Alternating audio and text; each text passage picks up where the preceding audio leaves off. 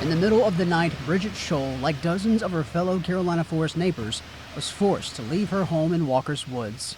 This video shows her home with flames towering over the forest behind it.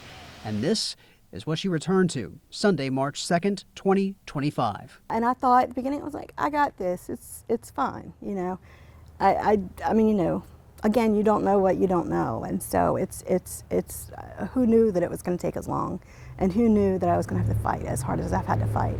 All right, we got one of the structures in danger at this time. Firefighters' efforts through the night worked. Her home was drenched and disfigured, but still standing.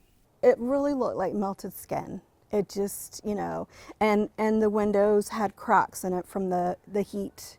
Damage that would linger months after the state's longest burning fire in history was at last put out.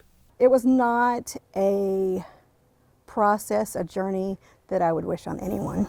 She says workers replaced the siding 6 months later in September. Before that, the interior of her home, including her belongings, had to be removed, cleaned, and repaired. The carpet was ripped out and replaced. Walls had to be scrubbed down and repainted, damaged by smoke stains. Signs of the work are still evident a year later. All those pieces of trying to get it put back together and having a fight. It's like everything was a fight. A fight that's also carried a hefty cost, financially and mentally, for Scholl. I had to take out, you know, loans myself just to make sure, because I'm like, that's stressful in itself. When somebody threatens you with a lien, like, I don't know what you want me to do. She says the process got bogged down because repair costs had to funnel through her homeowner's insurance and mortgage providers.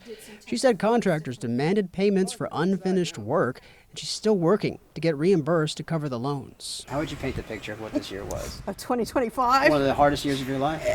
Hell.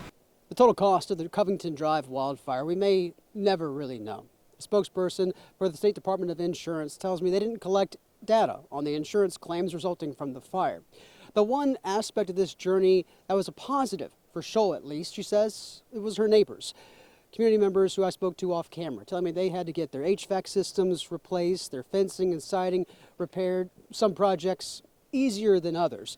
But through this entire ordeal, the community came together, and she saw that firsthand, neighbor helping neighbor when they could. At least I do have a home to come back to. And I've met some wonderful people and stuff, whatever, in my ventures, you know, met some great people and everything. And so that's what I try to keep in my mind, like the positive part of it.